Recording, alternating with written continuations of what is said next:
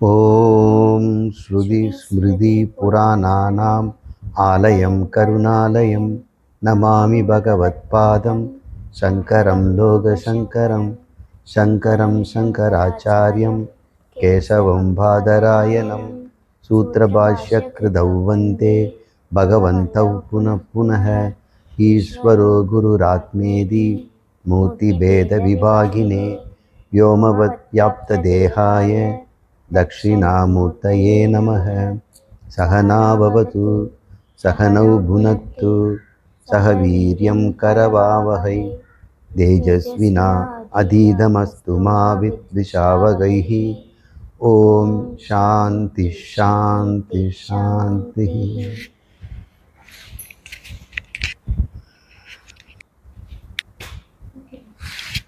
வணக்கம் சுவாமிஜி. மனுஷங்க வந்துட்டு வீவிங் மெத்தட் எப்படி கண்டுபிடிச்சாங்கன்னு கொஞ்சம் சொல்லுங்க. துணி நெய்யறதா?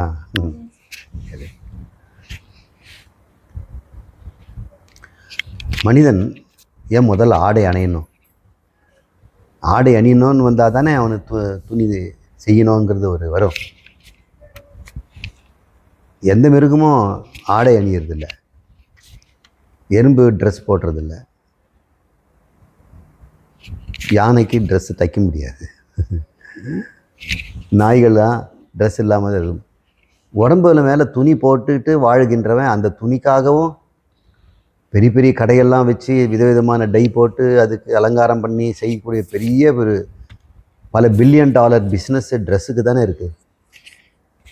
ட்ரெஸ்ஸு எது? ஆள் பாதி ஆடை பாதி அப்படின்னு சொல்கிறாங்க. ஒரு மனிதனை ட்ரெஸ்ஸை வச்சு தான் நம்ம அவன் எப்படிப்பட்டவனே நிர்ணயிக்கிறோம். காவி ட்ரெஸ் போட்டால் அவன் வந்து துறவின்னு நினைக்கிறோம். ஒயிட் கோட்டு போட்டோம்னா அவர் டாக்டர்னு நினைக்கிறோம். கருப்பு கோட்டு போட்டால் லாயருன்னு நினைக்கிறோம். காக்கி சட்டையை போட்டால் போலீஸுன்னு நினைக்கிறோம், மிலிட்ரின்னு நினைக்கிறோம். தொழிற்சாலைக்கு போகிறவன் ப்ளூ ட்ரெஸ்ஸில் இருக்கிறான். பெயிண்டர்னுடைய ட்ரெஸ்ஸை பார்த்தா தெரியும் அவன் பெயிண்ட் பூசுகிறவன்னு. ட்ரெஸ்ஸு தான் நம்மளுடைய அடையாளமாக இருக்குது. ஆணுக்கும் பெண்ணுக்கும். ஒரு பண்டிதன், புரோகிதன், கோயிலில் அர்ச்சகர், ஹோட்டல் சர்வர், ட்ரெஸ்ஸு நமக்கு ரொம்ப முக்கியம். அப்போ ட்ரெஸ்ஸு உடம்பை பாதுகாக்கிறது ஒரு பக்கம் இருக்கட்டும், இன்னொன்று நம்முடைய ஆட்டிடியூடையும் காட்டுது. நான் எப்படிப்பட்டவன், என் மனசு எப்படிப்பட்டதுங்கிறது ட்ரெஸ்ஸு காட்டுது. அதனால் ஆள் பாதி ஆடை பாதிங்க. அப்போ மனுஷனுக்கு 2 விதத்தில் ட்ரெஸ் உதவி செய்யுது. ஒன்று, குளிருக்கும் வெயிலுக்கும் பாதுகாப்பு உடம்புக்கு. அடுத்தது, தான் எப்படிப்பட்டவன், இந்த சமுதாயத்தில் என்னுடைய பங்கு என்ன, நான் இந்த சமுதாயத்தில் நான் ஒருவன் உங்களை மாதிரி, நீங்கள் உங்களுடைய சமுதாயத்தில் என்ன பங்கு, என்னுடைய பங்கு அப்படின்னு. அப்போ ஒரு 100 பேர் சேர்ந்துருந்தாங்கன்னா, காக்கி ட்ரெஸ் இவர் போலீஸு, நம்மளுக்கெல்லாம் பாதுகாப்புக்கு வந்திருக்கிறாரு, நமக்கு ஏதாவது பிரச்சனை வந்துன்னா டாக்டர் வந்து மருந்து கொடுப்பாரு, இவர் வந்து பேச வந்திருக்கிறாரு இப்படின்னு நம்ம வந்து அவங்கவுங்களுக்கு டியூட்டியை நம்ம இந்த உடை தான் நம்ம காட்டுது. அதனால் இந்த டியூட்டி கான்ஷியஸ் அப்படிங்கிறாங்க. அந்த மிலிட்ரி ட்ரெஸ் போட்டவொடனே அவன் நிற்கிற தோரணையே வேறு இருக்கும். ஸ்டூடெண்ட்ஸ் எல்லாம் அப்படி தான் சுடிதார் போட்டுட்டோம், பேண்ட் போட்டுக்கிட்டோம் கிளாஸுக்கு வருவாங்க. என்சிசி அன்றைக்கி வந்து பார்த்தோம்னா டிப் டாப்பாக அந்த காக்கி ட்ரெஸ்ஸில் ஷூ எல்லாம் போட்டுட்டு கேப் போட்டுட்டு வரும்போது என் முன்னாடியே ஒரு எழுது குதித்து குட் மார்னிங் சார் அப்படின்பாங்க. அது வேகமாக சத்தமாக வேறு சொல்லணும், மிலிட்ரி ஸ்டைலில். டே இரு எது அதெல்லாம் வந்து என்சிசி மாஸ்டர்கிட்ட நான் உங்களுக்கு வாத்தியார். இப்போ அந்த ஆட்டிடியூடே மாறுது. கல்யாணத்துக்கு ஒரு ட்ரெஸ் போனோம்னா நம்மளுடைய ஆட்டிடியூடும் மாறுது. வீட்டில் யாரும் இல்லாத போது நம்ம ஒரு ட்ரெஸ்ஸை ஏதோ ஒன்று போட்டுக்கிறோம், கவுனை போட்டால் அந்த ஆட்டிடியூட் வேறு, jolly, holiday mood, care for nothing அப்படின்னு. ஸோ ட்ரெஸ்ஸு ரொம்ப முக்கியம். அப்போ நெய்தல்ங்கிறது எப்படி வந்ததுன்னு பார்ப்போம். நெசவு அப்படின்னு. மனுஷன் முதல்ல ஏன் ட்ரெஸ்ஸு போட வேண்டி இருந்தது? பின்னாடி தான் அவனுடைய குணாதிசயத்துக்கும் தொழிலுக்கும் அடையாளமாக அது மாறிச்சு. அதுக்கு முன்னாடி எதுக்கு அவன் பார்த்தோம்னா, தோலை தான் ஆடையாக போட்டுட்டு இருந்தான். மிருகங்களை வேட்டையாடி அந்த மிருக தோலை வந்து சாப்பிட முடியாது, அது ரோமத்தோடு இருக்குது. கரடி ரோமமோ அல்லது மிருகத்தினுடைய ரோமத்தை வெட்டி எடுத்தோம்னா, அந்த தோலை வெட்டி எடுத்தோம்னா அது தோல், அதை பதப்படுத்தினா அது லெதர், பதப்படுத்தினாக்கா அது லெதர். இல்லைன்னா அது வெறும் ஸ்கின்னு. அப்போ ஸ்கின் நமக்கு தமிழில் ரெண்டுத்துக்கும் தோல் தான், இங்கிலீஷில் அதுக்கு வேறு. பதப்படுத்துறதுக்கு டேனிங்னு ஒரு மெத்தட் யூஸ் பண்ணாங்க. டேனின்னு ஒரு கசப்பு பொருள் இருக்குது, துவர்ப்பு பொருள், பாக்குலலாம் இருக்குல்ல, அந்த துவர்ப்பு பொருளை நல்லா இடித்து தண்ணியில் கரைச்சி அதில் தோலை முக்கி எடுத்து காய வச்சோம்னா தோலை அந்த லெதர் ஆகிடும். தோலை லெதராக மாற்றுறது, அது ஒரு ஃபேக்ட்ரி இருக்குது.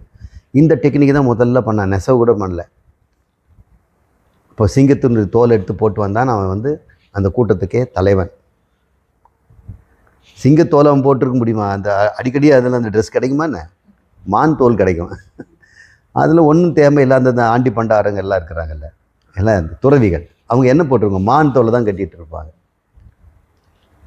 நம்ம யார் எப்படி கட்டிகிட்டு இருப்பார்? சிவபெருமான் புலித்தோலை கட்டிகிட்டு இருப்பார். அவருக்கு ஸ்பெஷலு.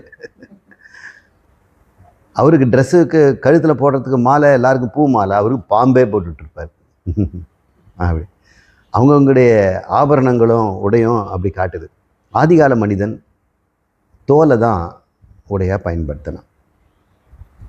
பனி காலத்தில் தாங்க முடியாத குளிர், எஸ்கிமோக்களும் இனுயிட்ஸ்னு ஒரு ஜனங்க இருக்கிறாங்க, அலாஸ்கா மேலே இருப்பாங்க. அந்த கிரீன்லாண்டுக்கு பக்கத்தில் இருக்கக்கூடிய அலாஸ்கான்ற இடம், சைபீரியா, இதெல்லாம் அலாஸ்கா சைபீரியா ரெண்டுமே தனித்தனி காண்டினென்ட். அலாஸ்காவில் இருக்கிறவங்களுக்கு நம்ம வந்து இனுயிட்ஸுங்கிறோம், சைபீரியாவில் இருக்கிறவங்க வந்து எஸ்கிமோங்கிறோம். அவங்க எப்பொழுதுமே உடம்பில் இந்த வெண்கரடி தோல், அதனுடைய ரோமம்லாம் அடர்த்தியாக இருக்கும். அது போட்டுட்டோம்னா கரடி பாருங்கள் எந்த ட்ரெஸ்ஸும் இல்லாமல் அந்த பனியிலே இருக்குது. காரணம் அது மேலே இருக்கக்கூடிய ரோமங்கள் தான். இந்த ரோமக்கால்கள் அடர்த்தியாக இருந்ததுன்னா அது நடுவில் காற்று இருக்கும். வெளியே எவ்வளோ குளிர் இருந்தாலும் அந்த காற்று அதை வந்து இன்சுலேட் பண்ணிடும், அது வெப்பத்தை கடத்தாது. உடம்பு சூடு வெளியே போகாது. உடம்பு சூடு தான் நமக்கு எப்போவுமே ஹோமோதெர்மிக் தானே, 98.4 டிகிரி ஃபாரன்ஹைட். அந்த ஹீட்டில் எப்போவுமே பாடி இருக்கிறதுனால நமக்கு எப்பவும் கதப்பாக இருக்கும். அது வேஸ்டானால் தான் குளிரும். அப்போ உடம்பு சூடை நாமளே வச்சுட்டு இருந்தோம்னா நமக்கு தணுப்பெல்லாம் வேண்டியதில்லை, நெருப்பெல்லாம் வேண்டாம். அந்த உடம்பு சூடு வெளியே போகாமல் இருக்கிறதுக்கு இந்த தோலை நம்ம போட்டுக்கிறோம். அதில் ஹீட்டரே வேண்டியதில்லை, செல்ஃப் ஹீட்டிங். சரி, எல்லாருக்கும் தோல் கிடைக்காது இல்லையா? நம்ம இதுக்கு என்ன தான் பண்ணுறது? எல்லாரும் மான் தோல் எல்லாம் கிடைக்குமா? எல்லாரும் கிடைக்காது, ஜனத்தொகையும் பெருசாகிடுச்சு. அப்புறம் அவன் வந்து ட்ரெஸ்ஸுக்கு நெய்தலை பார்க்குறான். எங்கே கண்டுபிடிச்சான்? மர உரி அப்படின்னு சொல்லுவாங்க. நீங்கள் பார்த்துருக்கீங்கல்ல, தென்னை மரத்தில் பன்னாடைன்னு ஒன்று சொல்லுவாங்க. அது இயல்பாகவே பின்னி இருக்குது. அது நரம்புகள் இப்படி கோத்துக்கிட்டு இருக்கும். ஒரு நூலுக்கு கீழே போகும், ஒரு நூலுக்கு மேலே போகிறோம், ஒரு நூலுக்கு அப்படி போகும். அது இயற்கையாகவே எப்படி பின்னிச்சது? அது வளரும் போதே பின்னிட்டு தான் வளருது. நாரெல்லாம் உண்டாக்கி அது கோத்துக்கிறது இல்லை. நீங்கள் பாருங்கள், அது பிறக்கும் போதே அது பன்னாடையாக தான் பிறகுது. இதை பார்த்தான், இதை நம்ம கட்டிக்கலாமே, நல்லா இருக்குதே அப்படின்னு. அதை கொஞ்சம் கட் பண்ணி அதை, இதுக்கு ஊசி வேறு வேணும், ஆடை வேணும்னா ஊசியும் வேணும். அந்த ஊசியை கண்டுபிடிக்கிறதுக்கு இரும்பெல்லாம் இல்லாத காலம். திமிங்கிலம், அப்புறம் மிருகங்கள், இதனுடைய ஓடு அந்த எலும்பு இருக்கு இல்லையா, அது நல்லா தேய்ச்சி கூர்மையாக்கி அதில் ட்ரில் போடுறது. அதுக்கு ஏதாவது கூர்மையான கல் இருக்கும், அதை வச்சு ஒரு ஓட்டை போடுவோம். இதுக்கெல்லாம் திறமைசாலியான மனிதன் தேவைப்படுறான். கற்பனை வளம் சில மக்கள்கிட்ட இருந்தது. அவன் ஊசி விற்றே பழச்சிக்குவான். இப்போ ஊசி வாசி விற்கிறவங்களாம் நிறைய பேர் இருக்கிறாங்க. அவங்கெல்லாம் நொமேட்ஸு. இதுக்கு காரணம் மனிதனுக்கு ஆடை தேவைப்பட்டது.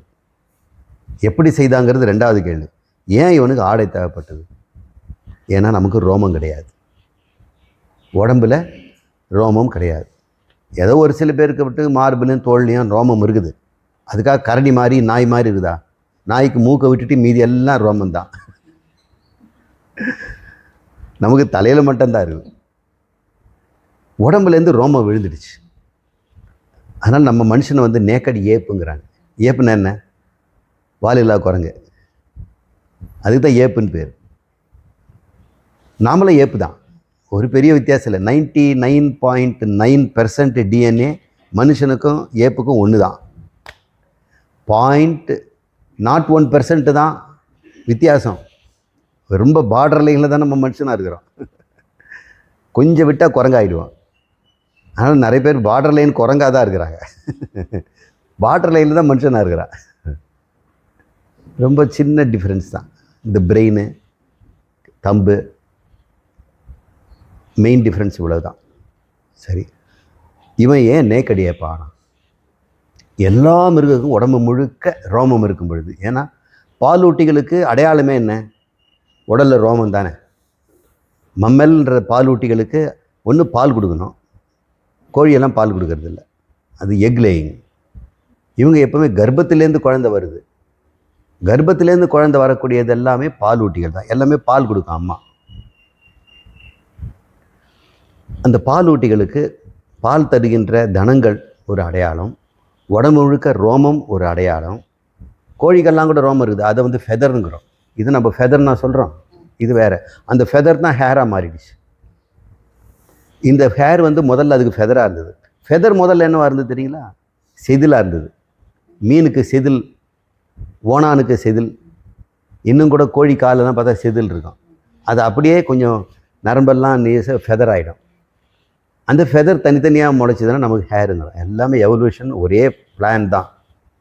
ரொம்ப எவல்யூஷன் பற்றி பேசினா இன்ட்ரெஸ்டிங்காக கேட்கலாம். அந்த ஹேரை மனிதன் உடம்புலேருந்து உதிர்ந்துருச்சு. யார்? நேக்கடியே, நிர்வாண குரங்கு. நம்மெல்லாம் நிர்வாண குரங்குகள். ஏன் இவனுக்கு அது விட்டுடுச்சு? பரிணாமம் எதுவுமே பயன்படாததாக தான் நீக்கும், பயன்படுறத வச்சுக்கோ. இப்போ இனமுக்கு ஏதோ ஒரு வகையில் பயன்படக்கூடிய ரோமத்தை விடுற அளவுக்கு அது ஒரு பயன் தந்திருக்குது. ரோமம் இருந்தால் இருக்கிற நன்மை விட ரோமம் இல்லாவிட்டால் நிறைய நன்மை நமக்கு இருந்தது. மனிதனாக வெற்றி கொண்டு எல்லா மிருகத்தையும் ஜெயிச்சதுக்கு காரணமே நம்ம உடம்புலேருந்து ரோமம் போனது தான் காரணம். மூளை வளர்ந்தது இன்னொரு பக்கம். ஆச்சரியமாக இருக்குல்ல?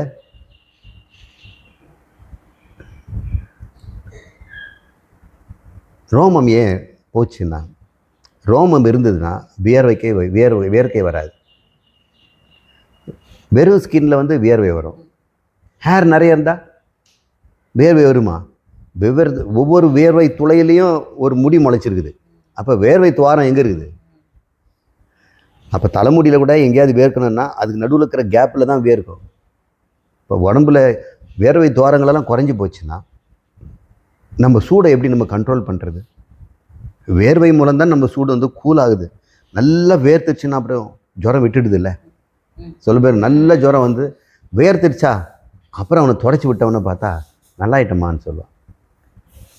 பாடி கூலிங், ஏர் கண்டிஷனிங். இந்த உடம்புல ஈரம் வெளியே வந்து காற்றுல உலரும் பொழுது உடம்பு குளிர்ந்துடும். அதனால தான் தண்ணியில் மூழ்கிட்டு இந்த தண்ணி தெளிச்சுட்டு ஃபேன் கிட்டணுமா உடம்பு சில்லுன்னு ஆகுது. அப்போ பாடியினுடைய ரெஃப்ரிஜரேஷன் மெக்கானிசத்துக்கு தான் வேர்வைகள் நமக்கு தேவைப்படுது.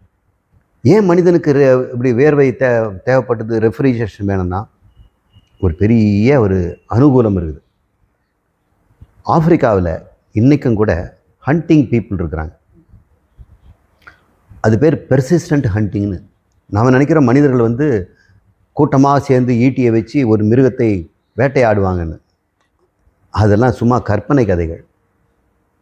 இன்றைக்கும் கூட வேட்டையாடுறவங்கெல்லாம் என்ன பிடிச்சிட்டு வராங்கன்னா ஒரு முயல், எலி, ஒரு ஓணா, ஒரு சிட்டுக்குருவி, இல்லை காக்கா, இதைத்தான் பிடிச்சிட்டு வராங்க. அன்றைக்கி ஒரு நாள் முழுக்க வேட்டையாடி இவ்வளோ தான் கிடைக்கும்.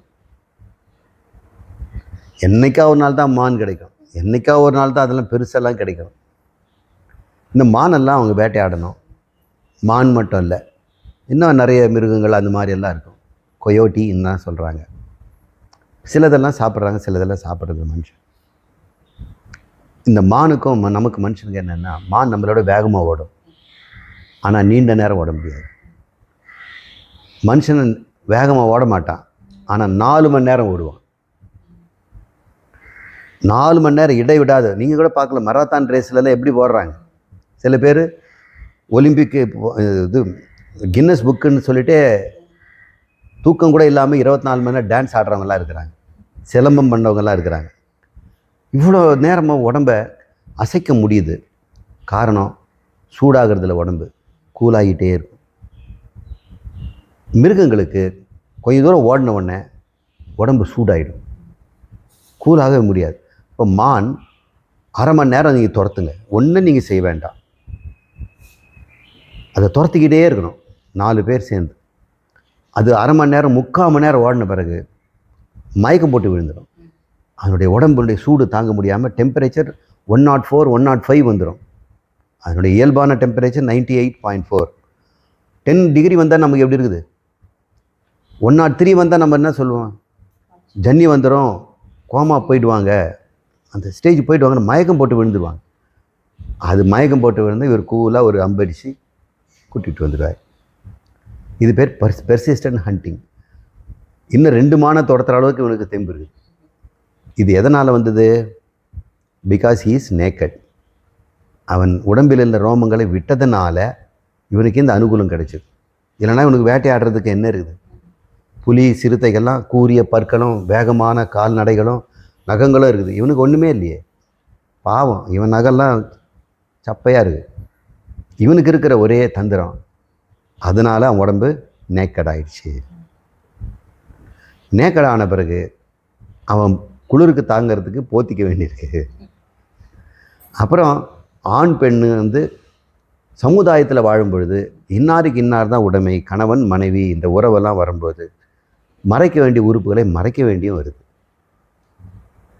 மெத்தமிர்களுக்கு அந்த பிரச்சனை இல்லை. இங்கே நம்ம நீண்ட காலம் வாழ வேண்டியது கணவனும் மனைவியும். அப்போ தானே குழந்தை நீண்ட காலம் காப்பாற்றப்படும். மனித குழந்தையினுடைய குழந்தை பருவம் வந்து 10 வயசு வரைக்கும் குழந்தை தாங்க. நீங்களே பாருங்கள், 9-10 வயசுக்கு குழந்தை தானே இருக்குது. ஏன் 22 வயசு பையனுக்கு அம்மா தலை சீவி விடுறது இல்லையா?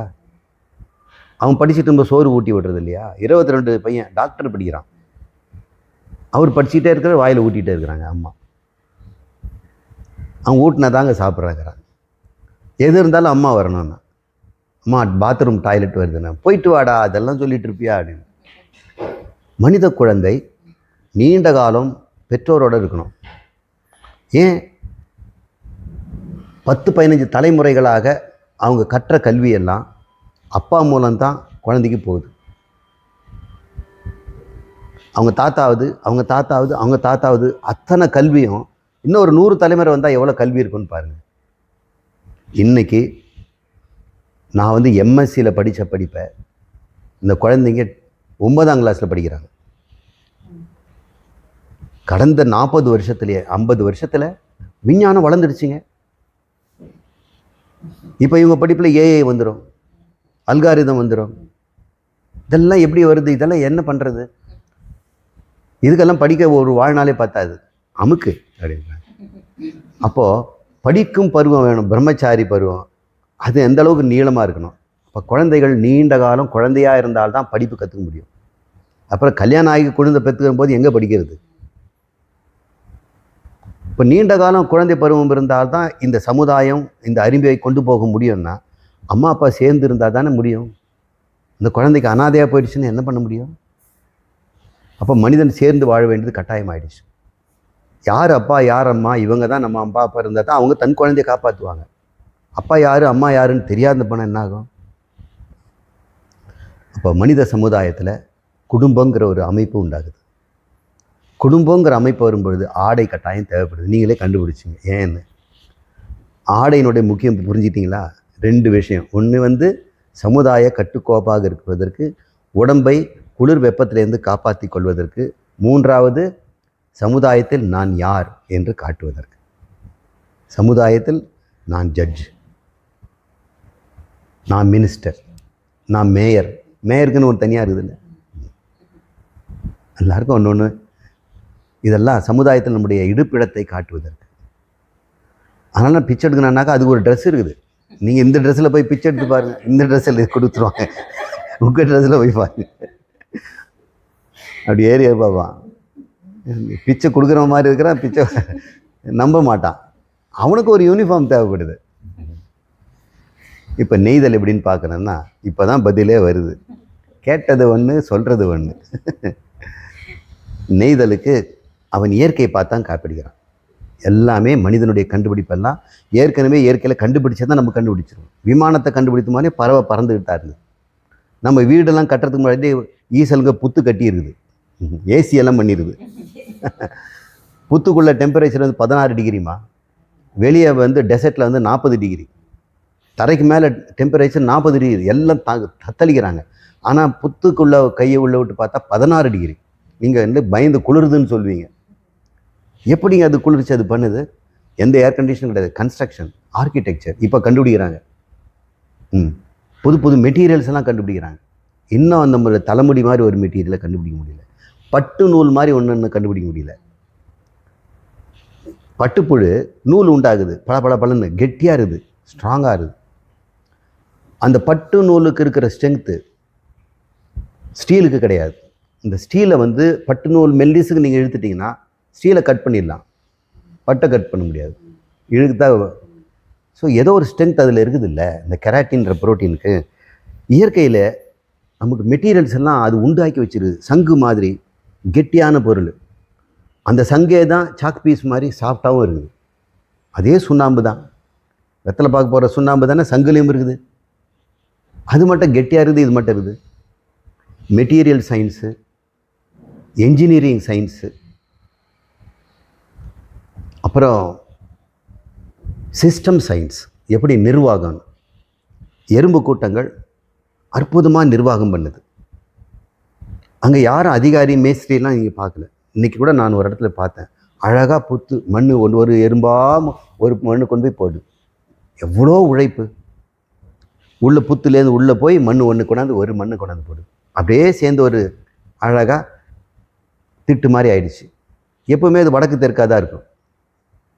அந்த புத்துனுடைய ஒரு நீள் வட்டத்தில் இருக்கும், அது வடக்கு தெற்காக இருக்கும். அதை வச்சு தான் நாங்கள் காட்டில் வடக்கு எது தெற்கு எதுன்னு கண்டுபிடிப்போம். இயல்பாக அது கட்டுது. அங்கே யாராவது மேற்பார்வை இருக்கிறாங்களா? வேலை செய்கிறேன்னு டிமி கொடுத்துட்டு அங்கே ஓரமாக போயிட்டு டீ கடையில் டீ குடிச்சிட்டு நிற்குதா? ஆயிரக்கணக்கான எறும்புகள் உள்ளே இருக்குது, டாய்லெட் ஸ்மெல் வருதா? கொஞ்ச நாள் திருவிழா நடந்துட்டு அன்றைக்கி போனோம்னா அந்த ரோடும் அந்த கோயிலும் எப்படின்னு கதி ஆகுது. திருவண்ணாமலை கிரிவலம் வந்த பிறகு எந்த கதி ஆகுதுன்னு பாருங்கள். அடுத்த நாள் தாங்க முடியாத நாள். அதை விட அதிகமான எறும்புகள் புத்தில் இருக்குது. ஆனால் புத்துலேருந்து என்னைக்காவது பேட் ஸ்மெல் வந்துருக்குதா? ஒரு குப்பையை பார்த்துருக்கிறீங்களா? அதுங்களும் குழந்தைய வளர்க்குதுங்க, முட்டையை போடுதுங்க, சாப்பாடு கொண்டு போகுது, எல்லாம் பண்ணுது. நிர்வாகம். பைலட் எறும்புங்க 4 பேர் வெளியே போகிறாங்க காலையில் எழுந்து, அப்படியே வீடெல்லாம் சுற்றுறாங்க. எங்கேயோ ஒரு பருக்கை கிடைக்குது, எங்கேயோ சாப்பிட்டப்பட்ட முறுக்கு துண்டு இருக்குது, கேக் பீஸ் இருக்குதுன்னா இவர் நேராக வந்துடுவார். சாப்பிட மாட்டார். வரும்போது வாசனை போட்டு வருவார். அப்புறம் உள்ள வந்தோடனே அந்த எறும்பை கேட்பாங்க. அந்த வாசனை பார்த்தோன்னே சாப்பாடு வாசனை வருது, இவங்ககிட்ட தான் ஸ்ட்ராங்காக வருது, இவங்ககிட்ட வாசனை வந்து அதிகமாக இருக்குது. ரொம்ப தூரம் சுற்றிட்டு வந்தான்னு வைங்க, அவன் உடம்புல இருக்கிற வாசனையெல்லாம் போயிருக்கும். யார் உடம்பு வந்து சீக்கிரமாக வந்து அதிக வாசனை இருக்குதோ இவன் தான் உரையை கண்டுபிடிச்சான், இது தான் பக்கமாக இருக்குதுன்னு அவனை நோக்கி போவாங்க. அப்புறம் கொஞ்ச நேரத்தில் பார்த்தா சரியாக எறும்பு பார்க்கணும். இப்போ பைலட் எறும்பு முதல்ல வந்து வேவு பார்த்துட்டு இன்ஃபர்மேஷன் சொன்ன பிறகு அதெல்லாம் போதும். அது தின்னுட்டு வந்திருக்கலாமில்ல. வாய் கட்டிக்கிட்டு உள்ளே வந்து உண்மையை சொல்லிட்டு போகுது. இதெல்லாம் நிர்வாகம். கட்டுக்கோப்பான சமுதாயங்க. அங்கே ஜாதி மத பேதெல்லாம் கிடையாது. எல்லாரும் சுகமாக வாழறாங்க. அங்கே ராணியும் இருக்கிறா, தேனீக்களில் ராணியும் இருக்கிறா, சொகுசாக இருப்பா. அவ்வளோ ஒரே வேலை முட்டையிடுறது தான். அந்த அம்மா வயிறு பெருசாக இருக்கும். அவள் எழுந்து நடந்தான்னா முள் குத்தி அந்த வயிறு கிழிஞ்சிடும்.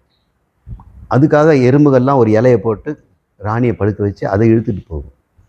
நீங்கள் எல்லாம் பார்க்கணும். அட்டன்பரோ அது மாதிரிலாம் படம் எடுத்துருக்கிறார். இயற்கையில் மனுஷன் பார்க்குறான். நர்சிங்னால் இந்த மாதிரி இருக்கணும், டாக்டர்லாம் இப்படி இருக்கணும், என்ஜினியர் இப்படி இருக்கணும். இயற்கையில் நம்ம கண்டுபிடிக்கும். அதனால் பன்னாடையிலேருந்து தான் இந்த துணி ஆடை, நூல் ஆடையை நம்ம கண்டுபிடிச்சோம். எவனோ ஒருத்தன் அந்த பன்னாடையே பண்ணுதுன்னா நான் ஏன் பண்ண மாட்டேன்? நான் பன்னாடை விட பெஸ்ட்டு அப்படின்னு நூற்பதற்கு சட்டங்களை தயார் பண்ணுறான். குறுக்காக நூலை கட்டுறான். அப்புறம் நெடுக்கு நூல், ஊடும் பாவும்னு சொல்லுவாங்க. ஓதம் புரோதம்னு சமஸ்கிருதத்தில். ஊடும் பாவும். பாவு நீளமாக போகும், நடுவில் குறுப்பது ஊடு. அப்போ நீளமாக பாவு இந்த சட்டத்தில் கட்டிடுவாங்க நெருக்கமாக. அப்புறம் ஒரு நூல் எடுத்து ஒரு கயிறு போட்டுருவாங்க, கயிறு முடி போட்டு அந்த முடியை தொங்க விட்டுருவாங்க. அதில் நூல் கட்டு இருக்கும். அந்த கயிறை முடிய அந்த கண்டை இந்த நூலுக்குள்ளே பொடுத்து இழுத்து அடுத்த நூலுக்குள்ளே உள்ள தள்ளி அடுத்த நூலில் இழுத்து இப்படி கீழே கொண்டு அப்படியே மேலே கொண்டு போவாங்க, அப்படி போட்டுருவாங்க. இப்படியே போட்டு போட்டு துணி பண்ணாங்க. அதுலேயே கொஞ்சம் சாயம் போட்டு நூலெல்லாம் கலரை பார்த்து ஒரு பார்டரு, ஒரு முக்கோணம், அப்புறம் ஸ்டாருங்க, இதெல்லாம் டிசைன் பண்ண ஆரம்பித்தாங்க. இதுவே தொழில் சில பேர். மனிதனுக்கு அவனுக்கு நீண்ட கால இளமை பருவம், கற்றுக்கொள்ள வாய்ப்பு. கிளிக்கோ மற்ற மிருகங்களுக்கோ அம்மா அப்பா கிட்டே எவ்வளோ நேரம் இருக்குதுங்க? என்ன கற்றுக் கொடுக்க முடியும்? ஒரு கிளிக்கு நீங்கள் இங்கிலீஷெல்லாம் கற்றுக் கொடுக்கலாம், வெல்கம் வெல்கம். அது மற்றவங்களுக்கு அதெல்லாம் இங்கிலீஷ் கற்றுக் கொடுக்குமா? நான் உங்களுக்கெல்லாம் இங்கிலீஷ் வரேன்னு சொல்லிட்டு போய் ஒரு பறந்து போய் சொல்லாது, அதோடு அழிஞ்சிடும். மனிதனுடைய அறிவு மட்டும் கைமாறும். மனித குலத்தினுடைய எல்லா அறிவையும் நீங்கள் கேட்டு தெரிஞ்சுக்கிட்டீங்க, ஒரு பதில்ல. குட். சரி, அடுத்த கேள்வி போகலாம்.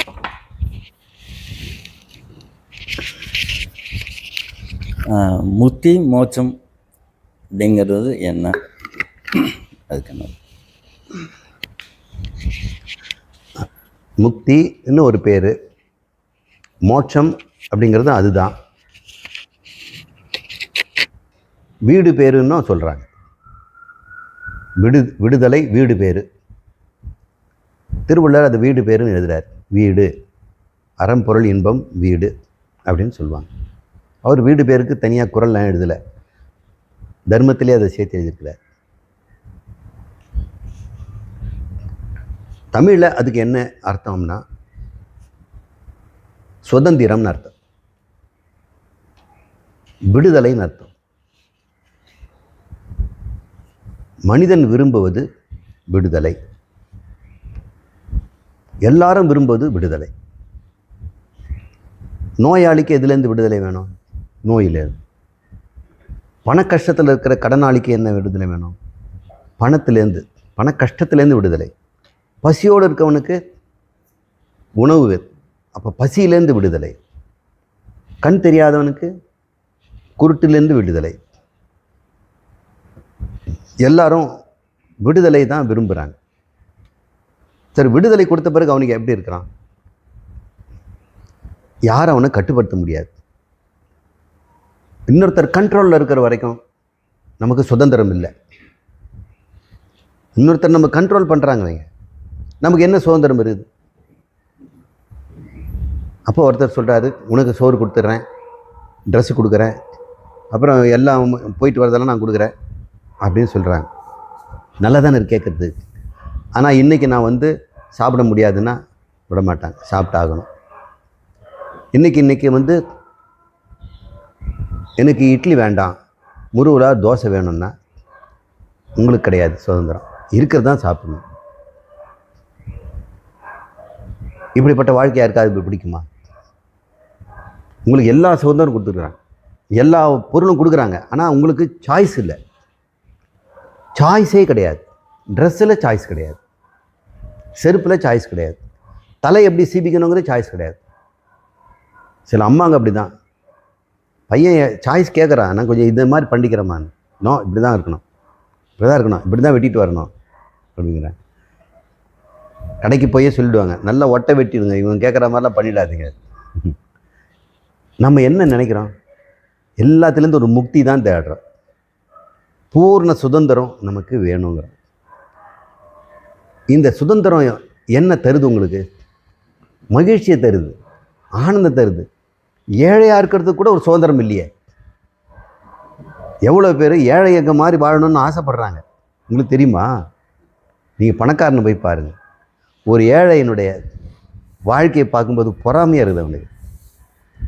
நம்மளே இந்த இந்த இந்த தெரு, இங்கே மல்லுப்பிச்சம்பட்டி தெருமுனையில் கொஞ்சம் நொமேட்ஸ்ன்னு சொல்ல நரிக்குறவர்கள்லாம் தங்கியிருந்து வாழறாங்க. பாத்ரூம் டாய்லெட் இல்லை, குளிக்காமல் விட்டுறாங்களா? பெட்டு இல்லை, தூங்காமல் விட்டுறாங்களா? பீரோலாம் இல்லை, துணி மடித்து வைக்கலையா? அழகாக மரக்கிளையில் தொங்குது. ஒரு 4 மரம் அதில் கிளைக்க இருக்குது. அதில் பார்த்தா ஒவ்வொன்றில் ஒரு பை 5 பை 6 பை, அவங்க பையில் அது தொங்குது. இதை விட பீரோ எதுக்கு இருக்குது? காத்தோட்டமாக இருக்குது. மண்குடிசை வீடென்றால் தென்றல் வர மறுத்திடுமோ, மாலை நிலா ஏழை என்றால் வெளிச்சம் தர மறுத்திடுமோ? உனக்காக ஒன்று எனக்காக ஒன்று இறைவன் படைக்கவில்லை. படைத்ததெல்லாம் படைத்தான். யாருக்காக படைத்தான்? எல்லாருக்கும் படைச்சிருக்கிறார் அப்படின்னு சொல்கிறார். அவங்க எல்லாரும் படைத்த இறைவனை அள்ளல்ல குறையாததை ஒரு ஏழை அனுபவிக்கிறான். ஒரு பணக்காரனால் அனுபவிக்க முடியாது. அவனுக்கு நிறைய கட்டுத்திட்டங்கள். இவன் இப்படி நடந்துக்கணும், அப்படி நடந்துக்கணும். குழந்தைங்க பாருங்கள், ஹோட்டலில் எப்படியெல்லாம் சாப்பிடுதுங்க. அங்கே கை வைக்குதுங்க, இங்கே கை வைக்குதுங்க, மேலே ஏறி உட்காந்துக்குதுங்க, இந்த பக்கம் திரும்பி சாப்பிடுங்க. ஆனால் வெளிநாட்டில் போனீங்கன்னா டேபிள் மேனர்ஸ், இந்த துணியை எப்படி மடித்து வைக்கணும், எப்படி சாப்பிடணும், கையை ஊனக்கூடாது, டேபிள் மேலே கையை ஊனெல்லாம் சாப்பிடக்கூடாது, ஸ்பூனை எப்படி வைக்கணும், சாப்பிட்டு முடித்த பிறகு எப்படி வைக்கணும், வாயில் எதாவது பழம் சாப்பிட்டா கொட்டையை வந்து ஸ்பூன்லாம் துப்பக்கூடாது, ஒரு ஸ்பூனில் அப்படின்னு சொல்லி அது கொண்டு போய் எப்படி வைக்கணும்.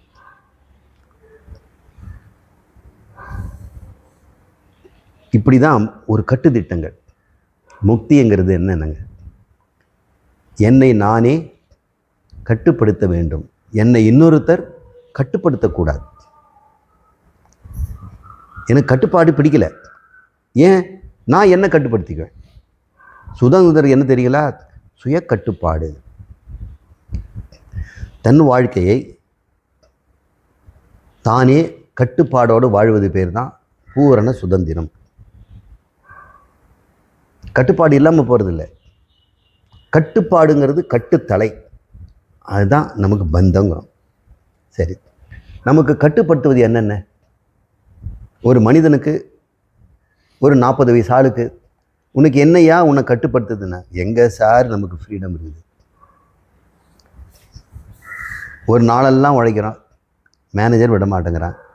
வீட்டுக்கு போனால் அது வேலை இது வேலை இருக்குது, இவ்வளோ பில்லு கொண்டாந்து கொடுக்குறாங்க, இதில் இவ்வளோ பட்ஜெட் இருக்குது, பையனுக்கு வேறு காய்ச்சல் 2 நாளாக, அவனுக்கு மூச்சு விட நேரம் இருக்குதா? சுற்று பார்த்து கவனிக்கிறது எதாவது இருக்குதா? ஒருத்தர் சொல்கிறாரு,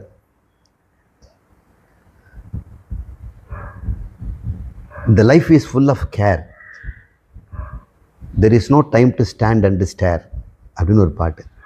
இந்த வாழ்க்கை என்ன இவ்வளோ கேராக இருக்குது, எதையும் கவனித்து கவனித்து கட்டுப்படுத்தி இப்படி செய்ய வேண்டியதாக இருக்குது.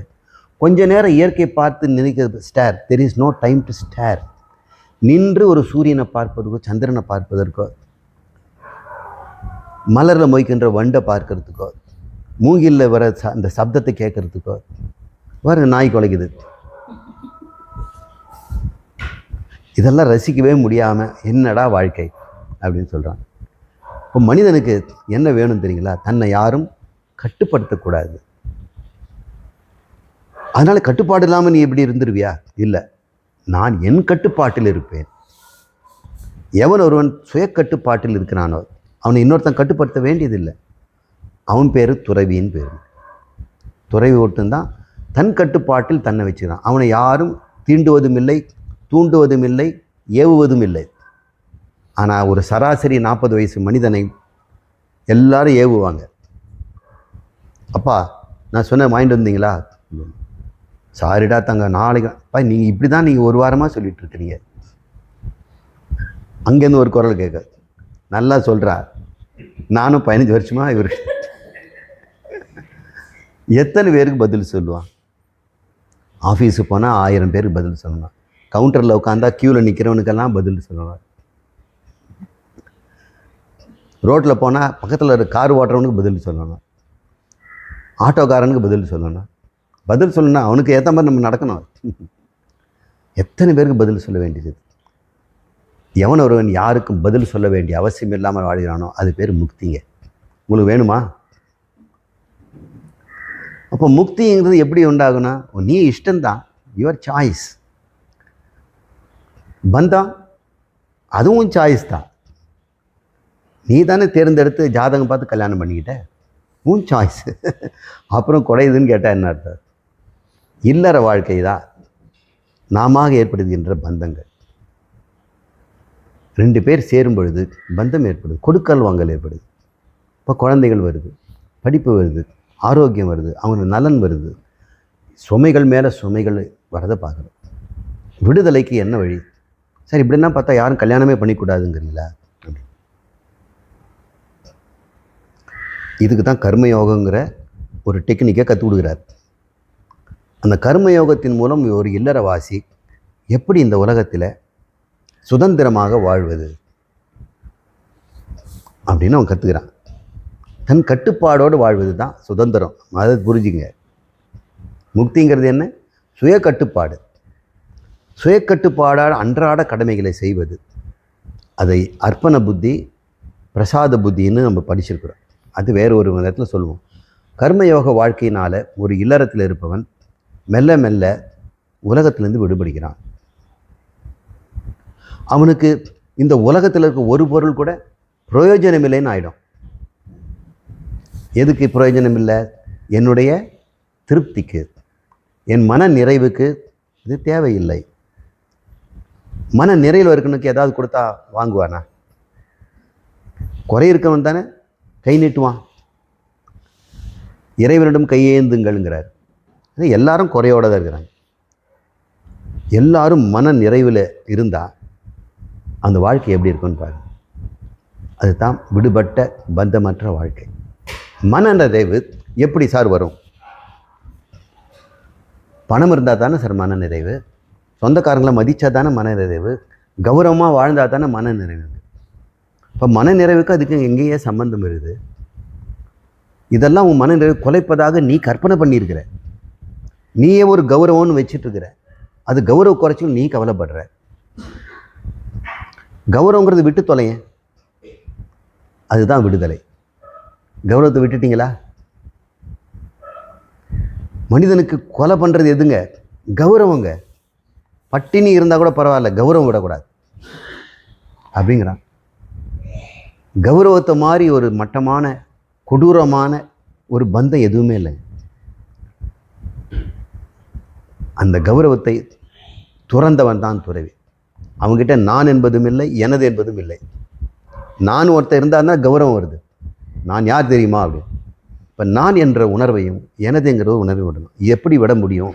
விடுதலை என்னன்னு இப்போ பாருங்கள். இப்போது உங்ககிட்ட 2 பழம் தரேன். ஒன்று பிளாஸ்டிக் பழம், இன்னொன்று சாருள்ள ஜூஸி பழம். இதில் எது உங்களுக்கு பயன் தரும்? ஜூஸியாக இருக்கிறது தானே. இந்த பொருள் இருந்தா என்ன, இல்லாவிட்டா என்ன? இந்த பிளாஸ்டிக் பழம் இருந்தா என்ன, இல்லாவிட்டா என்ன? ஏன் அது பயன் இல்லை? பயன் இருக்க பொருளுக்கு இருக்கணும்னு நீங்கள் நினைக்கிறீங்க. அப்போ நீங்கள் எதெல்லாம் பிடிச்சி வைக்கிறீங்க? உங்களுக்கு எதெல்லாம் பயன் தருதோ. உங்களுக்கு பயன் தரலாம் என்ன பண்ணுறீங்க? குப்பை தொட்டில் போட்டுறீங்க. நேற்று வரைக்கும் போட்டுட்டு இருந்தீங்க, இன்றைக்கி புதுசாக ஒரு செருப்பு ஒரு ஜோடி வாங்கிட்டு இருந்தீங்க. பழைய ஜோடி என்ன பண்ணுறீங்க? செருப்பை ஏறிட்டும் பார்க்குறது இல்லை. பயனில்லாத பொருளை இருந்தால் என்ன, இல்லாவிட்டால் என்ன? அது பொய்ப்பழம் மாதிரி தானே. செல்லாத நோட்டு இருந்தான்னா இல்லாவிட்டான்னு இல்லைங்க. அவங்க பக்கத்து வீட்டுக்காருக்கு 2 சூட்கேஸ் முழுக்க செல்லா நோட்டு வச்சிருக்கிறார். பார்க்கவே பொறாமையாக இருந்து சொல்லுவாங்களா? செல்லாத பொருள், உனக்கு பயன் தராத பொருள் எவ்வளவு கோடி இருந்தாலும் உனக்கு பிரச்சனை இல்லை. அது ஒன்றுமே இல்லாவிட்டாலும் உனக்கு பிரச்சனை இல்லை. விடுதலை பெற்ற முக்தி அடைந்தவனுக்கு என்ன தெரியுங்களா? இந்த உடம்பு இருந்தாலும் பிரச்சனை இல்லை, இல்லாவிட்டாலும் பிரச்சனை இல்லை அப்படின்னு நான் முதல்ல அவன் சொல்கிறான். உலகத்தை சொல்லலை, உடம்பை பற்றி சொல்கிறான். உடம்பு இருந்தான்னா இல்லாவிட்டா எனக்கு என்ன? நான் திருப்தியாக இருக்கிறதுக்கு இந்த உடம்பு எனக்கு என்ன ஒத்தாசை பண்ணுது? எல்லாரும் திருப்தியாக உடம்பை தான் பயன்படுத்துகிறாங்க. திருப்தியான ஒரு ஹோட்டல், திருப்தியான மெத்தை, எல்லாம் திருப்தியாக கொடுக்குற மாதிரி இந்த உடம்புக்கு செய்கிறது தான். உடம்பையே துச்சமாக மதித்தவன், உடம்பையே தியாகம் பண்ணவன், உடம்பையே இருந்தால் என்ன இல்லாவிட்டால் போன என்ன, என்னுடைய திருப்திக்கு இந்த உடம்பு ஒரு துரும்பை எடுத்து போட வேண்டியதில்லை. தலை நரைச்சால் என்ன, பல் விழுந்தால் என்ன, சுருக்கம் விழுந்தானே, இருமல் வந்தானே, வராவிட்டான் என்ன, நான் எப்போதும் திருப்தியாக இருப்பேன் அப்படின்னு ஒருத்தன் முடிவு கண்டானோ அவன் உடம்பிலிருந்து விடுதலை பெற்றான். உள்ளத்திலிருந்து விடுதலை. இந்த உள்ளம் எப்பவுமே அன்பை தேடும், மரியாதையை தேடும். உள்ளத்துக்கு 2 பிரச்சனை. ஒன்று கௌரவம் தேடும், இன்னொன்று அன்பை தேடும். அன்பு காட்டுறது யாரும் இல்லைன்னா வாடும், அன்பு வாங்கிறது யாரும் இல்லைன்னாலும் வாடும். அவங்களுக்கெல்லாம் குழந்தைங்க இருக்குது, அன்பு காட்டுறாங்க. அது இல்லாதவங்க நாய் வளர்ப்பாங்க, நாயாவது அன்பு காட்டுறது ஒன்று இருக்குது. கொடுக்கவும் வாங்கவும், அன்பை கொடுக்கவும் வாங்கவும் நமக்கு உள்ள ஏங்குது. இந்த உள்ளத்திலிருந்தும் அவன் விடுதலை பெறான். உள்ளமே நீ இருந்தானேன்னு இல்லாவிட்டானே. நீ தூங்கும் பொழுது உள்ளமே இல்லை, நான் நல்லா தானே இருந்தேன். நான் ஆழ்ந்து தூங்கும்போது உடம்பு எப்படி கிடக்குதுன்னு எனக்கு தெரியல, என்ற நிலையில் இருக்குதுன்னு யாருக்கும் தெரியல. ஃபோட்டோ எடுத்து காமிச்சா தான் தெரியும் இப்படியா நான் தூங்குனேன்னு. யார் இப்படி வாயை பிளந்துக்கிட்டு தூங்குறதுன்னு? அடே நீ தான் அந்த உத்துப்பார் என்ற. உடம்பை பற்றியே கவலை இல்லாமல் உள்ளம் என்பது கடனா உடனா அன்பா இருக்குதா எதுவுமே கௌரவம் ஒன்றுமே இல்லையே.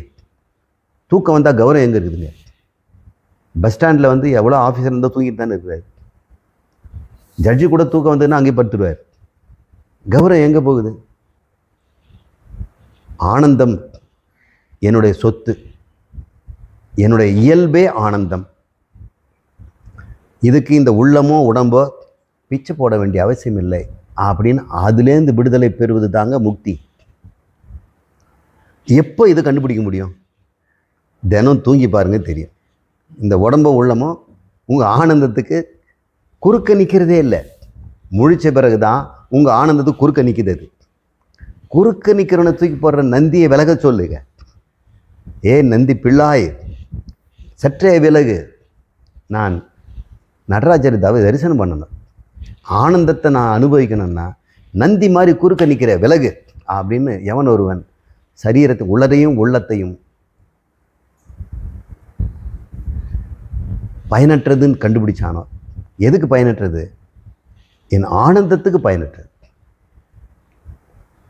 இந்த ஆனந்தத்தை நான் கண்டுபிடிக்கிறதுக்கு அது பயன் தந்தது. முதல்ல குருநாதர்கிட்ட போகிறதுக்கும் சாஸ்திரம் படிக்கிறதுக்கும் உன் வேலை முடிஞ்சுதா? ஆளக்குது. அது வரைக்கும் இந்த உடம்பை நம்ம காப்பாற்றணும். சாஸ்திரம் படிக்கவும் குருநாதர் அனுபவத்திற்கும் அதை புரிஞ்சுக்கிறதுக்கும் இந்த உடம்பும் உள்ளமும் தேவை. அதுக்கு போதும் இல்லை, அந்த அளவுக்கு உடம்பு உள்ளம் இருந்தால் போதும் இல்லை. அதுக்கு மேலே ஏதாவது வேணுமா உங்களுக்கு? உங்கள் ஆனந்தத்தை காட்டி கொடுக்குற அளவுக்கு இந்த உடம்பு ஆரோக்கியமாகவும் உள்ளம் ஆரோக்கியமாகவும் இருந்தால் போதும் இல்லை. அதுக்கு என்ன செலவாகுங்க? அதுக்கு மட்டும் கொஞ்சம் செலவு பண்ணி ஆனந்தத்தை கண்டுபிடிச்சிங்கன்னா விடுதலை விடுதலை விடுதலை, அதுதான் மோட்சம். உலகத்திலேருந்து மோட்சம் இல்லை, உறவுகளிலேருந்து மோட்சம் இல்லை, பண கஷ்டத்து மோட்சம் இல்லை. இந்த உடம்பை நான், உள்ளத்தை நான் என்று சொல்வதிலிருந்து மோட்சம். ஆனால் அந்த உடம்பையும் உள்ளத்தையும் வைத்து வாழ பழகிட்டதுனால அது இல்லாமல் நம்ம இருக்க முடியாது. அதனால் ஏகப்பட்ட கடன் வாங்கிட்டோம், ஏகப்பட்ட பெருமையை உண்டாக்கிட்டோம். அது போகிறதுக்கு கஷ்டமாக இருக்குது.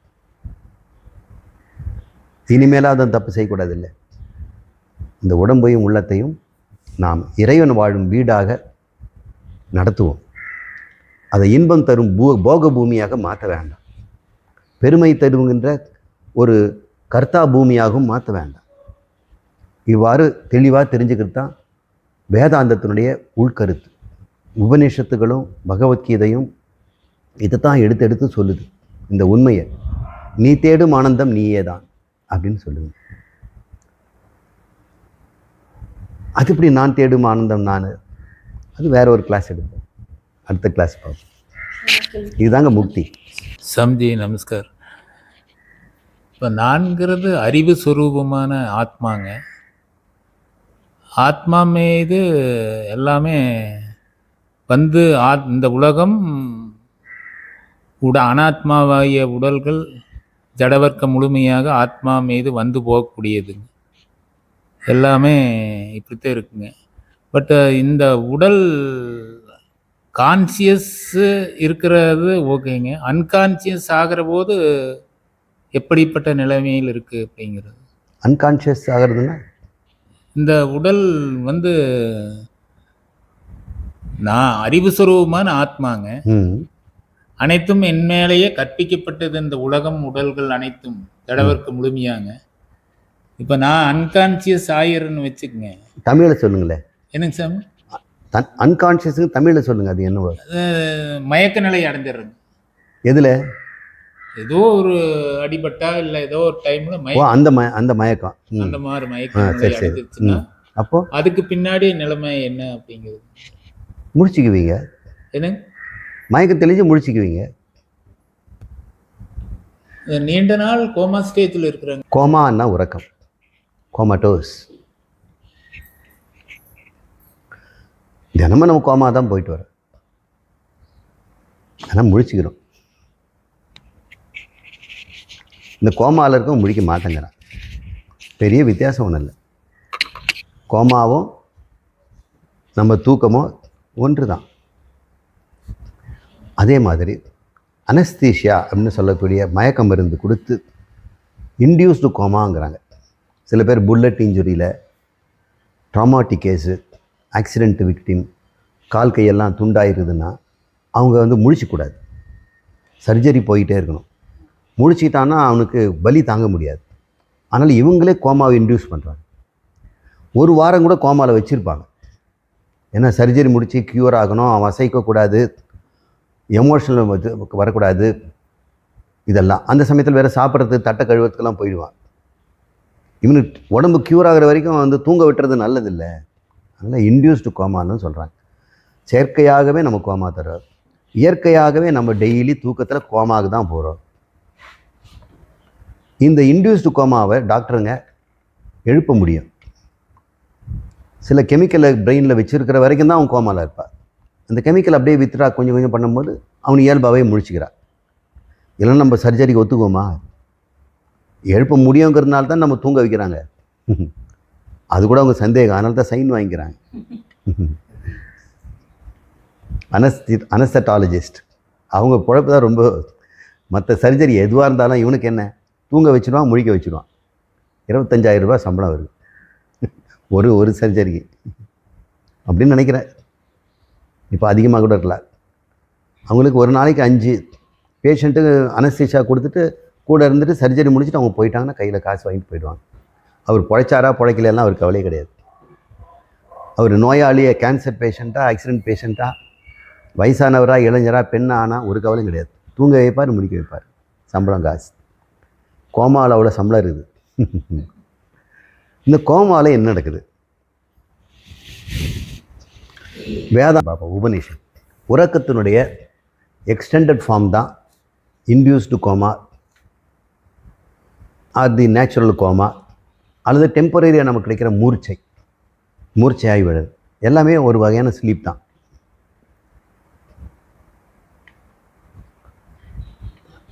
மெல்ல நாம் தூங்க ஆரம்பிக்கும் பொழுது, ராத்திரி 9 மணிக்கு அல்லது 8:30 மணிக்கு நம்ம படுக்கும் பொழுது பாடி டெம்பரேச்சர் குறையும்.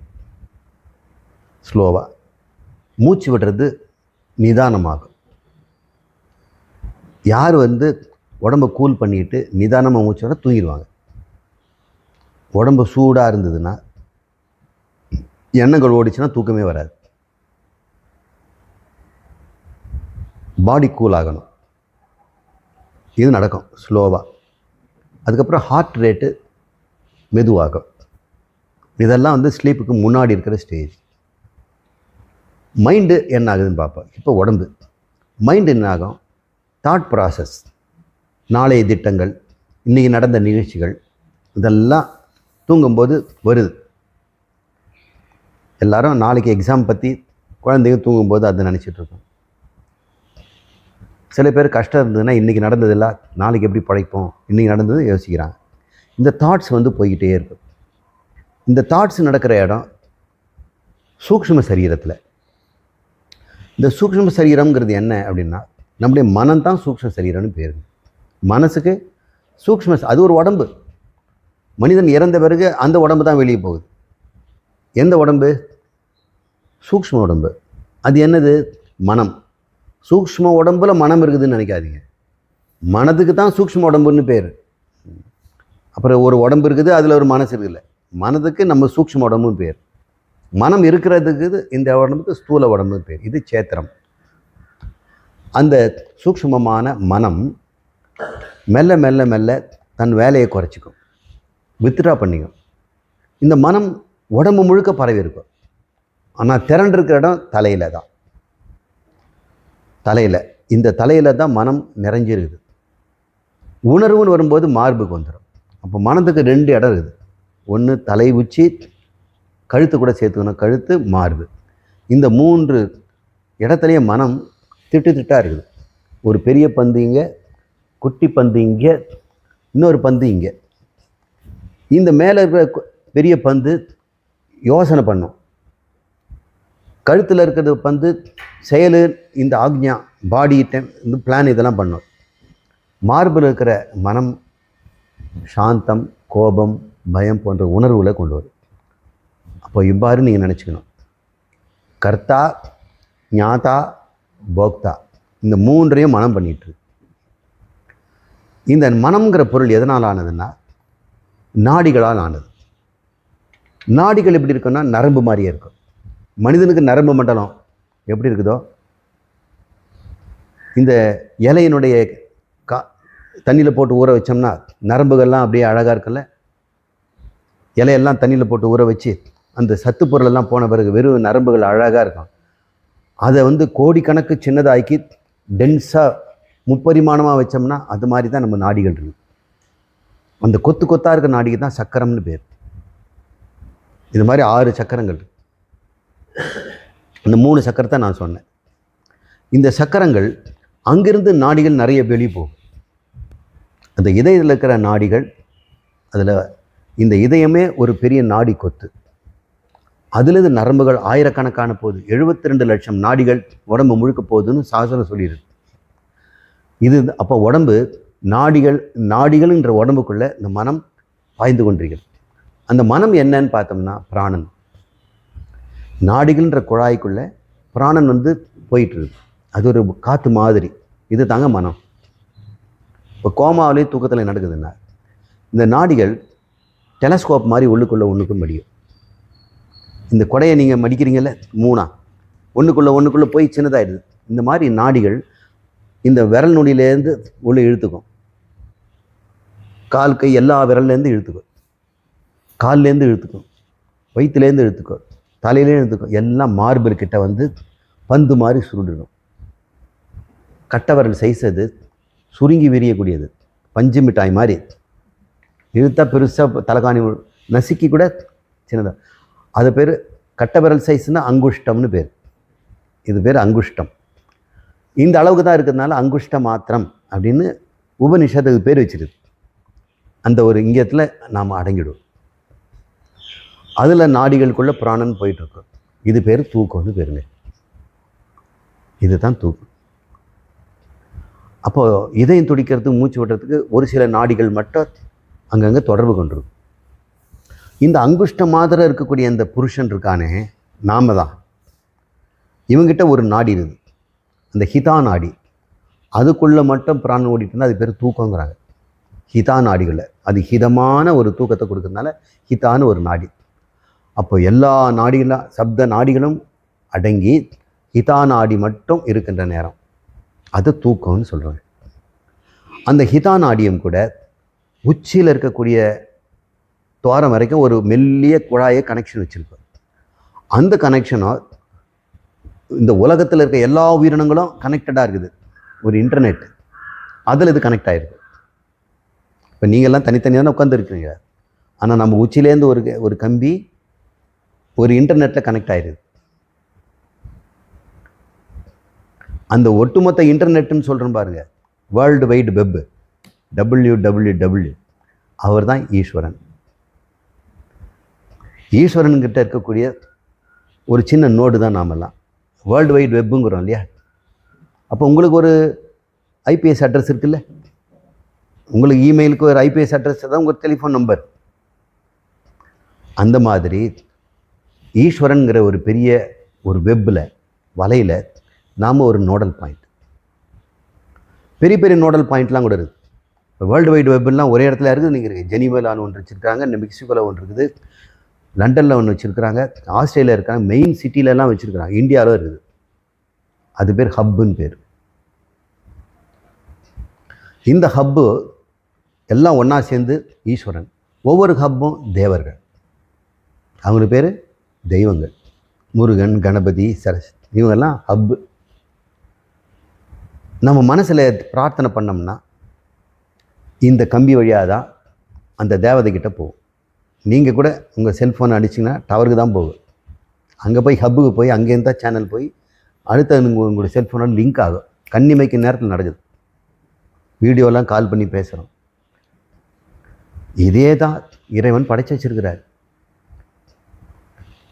ஆழ்ந்த உறக்கத்தில் நாம் சுருங்கி இங்கே இருக்கிறோம். காரண சரீரம்னு பேருங்க. அது விரிஞ்சு உடம்பு முழுக்க நரம்புனா சூக்ஷ்ம சரீரம்னு பேர். அது விரிஞ்சு இருக்கிற இடத்துக்கு பேர் ஸ்தூல சரீரம்னு பேர். இந்த ஸ்தூல சரீரத்தை நாம் அழித்து எரித்து விட்டால் இந்த சூக்ஷ்ம சரீரம் ஆகும், சுருங்கி காரண சரீரம் ஆகிடும். அந்த காரண சரீரம் இந்த கம்பி மாதிரி இருக்குல்ல, அவர் அப்படியே இழுத்துக்குவார். இழுத்து விட்டு வேற ஒரு உடம்புல கொண்டு போய் கொடுத்துருவார். யார் கொடுப்பார்? இந்த வேர்ல்டு வைட் வெப் தான். உலகளாவிய பிரபஞ்சமளாவிய இறைவன் எல்லார் தலைவிதியும் இப்படி தான் நிர்ணயிக்கிறார். யாருக்கு எங்கே பிறக்கணும், எந்த இடத்துல வளரணும், எந்த சரீரத்தில் புகணும். கோமால என்ன ஆகுதுன்னு பார்ப்போம். இதுதான் நடக்குது. சில நேரங்களில் தூக்கத்தில் நாம் இங்கே தான் இருக்கிறோம். கோமா பேஷண்ட்டில் சில சமயம் அவன் அப்படியே தொண்டையில் ஏறி உச்சந்தலை வழியாக அந்த கம்பி இருக்குன்னு சொன்னோம் இல்லையா, பிரம்மரந்திரங்கிறான், அது வழியாக வெளியே போயிடுவான். அவனுக்கு இன்னும் வீடு ரெடி ஆகலை, அடுத்த உடம்பு ஒன்றும் தயாராகலை. அவன் கர்ம பலன் நிறைய மிச்சம் மீதி இருக்குது. இந்த கோமாலேருந்து வெளியே வந்துட்டான், உள்ளே போக தெரியல. அபிமன்யுக்கு சக்கரை வீக்கத்துக்கு உள்ளே போயிட்டான், வெளியே வர தெரியல. இந்த கோமா பேஷண்ட்டுக்கு உடம்பு வெளியே போயிட்டான், உள்ளே வர தெரியல. ஏன் வெளியே போனான்னு தெரியல. அது ஒரு ஆக்சிடெண்ட் இப்படி நடக்குதுங்க. திடீர்னு ஆக்சிடெண்ட் ஆகும்போது கோமாவில் போயிடுறான். கோமாவில் போனால் நல்லது. அது இயற்கையே கொடுக்குற அனஸ்தீஷியா. அப்போ தானே அவன் ஆப்ரேஷன் பண்ணி அவன் நல்லாகிற வரைக்கும் இருக்கும். இயற்கையாக கொடுக்குற ஒரு அனஸ்தீஷியா தான் கோமா. ஆனால் எழுப்புறதுக்கு டாக்டர் இல்லை. இவன் வெளியவே மிதப்பான். காரண சரீரத்துலேருந்து சூக்ஷ்மமாக வெளியே வருவான். ஆனால் உடம்பு இல்லை. கண் இருக்குது, பார்க்க முடியல. இந்த கண் இல்லைல்ல. காது இருக்குது, கேட்க முடியல. அவன் திண்டாடுறான். அவன் மனம் ஓடிக்கிட்டே இருக்குது. சில பேருக்கு இந்த காதோட கனெக்ஷன் இருக்கும் கீழே இருக்கிற உடம்போட. அதனால் நம்ம டாக்டருங்கெல்லாம் பேசுறதெல்லாம் கேட்கும். இந்த கோமா பேஷண்ட்டுக்கு ஜாக்கிரதையாக இருக்கணும். அவங்க எல்லாம் என்னென்ன உண்மையெல்லாம் பேசிடுவாங்க. அவர் தான் கோமாவில் இருக்கிறாருன்னு. இது அப்படி நடந்தது, இப்படி நடந்தது, பையன் இப்படி பண்ணா, அது பண்ணா அப்படின்றதெல்லாம் உண்மையை சொல்கிறான். அவனுக்கு எல்லாம் தெரியும். சில பேருக்கு அந்த காரண சரீரம் காதோட சம்மந்தப்பட்டிருக்கும். காது தான் ரொம்ப ஜாக்கிரதையாக இருக்கணும். கண்ணு மூடி இருக்கலாம். சில கோமா பேர் கண்ணு திறந்துருக்கும். கண்ணு திறந்தே தான் தூங்குவாங்க. இதுதாங்க நடக்குது. அந்த காரண சரீரம் வெளியே மிதந்துக்கிட்டு இருக்கும். ஒன்று இன்னொரு உடம்புக்கு போய் இன்னொரு பிறப்பெடுத்தா செத்து போயிருப்பான். இந்த உடம்புக்குள்ள நுழைஞ்சா பிழைச்சிருப்பான். ரெண்டும் கெட்டானா அந்தரிக்ஷத்தில் கிடக்குது. ஆனால் உங்கள் பிரார்த்தனையினால் அவன் உள்ளே போகலாம். சில தேவதைகள் அந்த உதவியை செய்யுங்க. யாராவது கோமாவில் இருந்தாங்கன்னா முதல்ல அவங்களுக்கு இஷ்டமாக இருந்தான்னு கேளுங்க. கோமா பிறகு உள்ளே போகிறது பிடிக்காம கூட இருக்கலாம்ல. இந்த உடம்பு சின்ன பின்னமாக கூட நசுங்கி கிடக்குது. இவன் கோமாவில் இருக்கிறான். நாம் முழிச்சிக்க மாட்டாங்க. அவன் முழிச்சானாக்கா உடம்பு முழுக்க தையல். இவன் வெளியே எப்படி நடப்பான்? கையும் காலும் இல்லாமல் நடக்கணும். சில நேரங்களில் அவங்கள விசாரிக்கணும், இன்னும் உள்ளே போகிறது நல்லதுங்களா, வெளியே இருக்கிறீங்களா அப்படின்னு. ஐயா, நான் வெளியவே இருக்கிறேன் ஐயா. இப்போ வெளியே இருந்தாலும் பிரச்சனை தான். இந்த உடம்பு காப்பாற்றிட்டு இருக்கணும். நீ போய் சேர வேண்டிய இடத்துல சேருன்னு நம்ம யம தர்மராஜனுக்கு வேண்டுதல் விடுக்கணும்.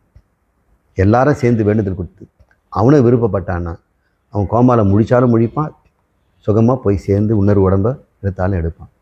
நிறைய பேர் நல்லா இருக்கிற உடம்பு இருந்ததுன்னா கோமாவில் வர்றது நல்லதானுங்க. நாம் நினைக்கிறோம் சில சமயத்தில் கோமாவில் இருக்கும் எழுந்தால் நல்லதுன்னு. அது அவனுக்கு பெரிய நரகமாக கூட இருக்கலாம். அதை நம்ம எண்ணி பார்த்து செய்யணும். உடம்பு நல்லா இருந்து ஆரோக்கியமாக இருந்து 1 வாரம் 2 வாரம் தான் இருக்குது, 15 நாள் தான் இருக்குது.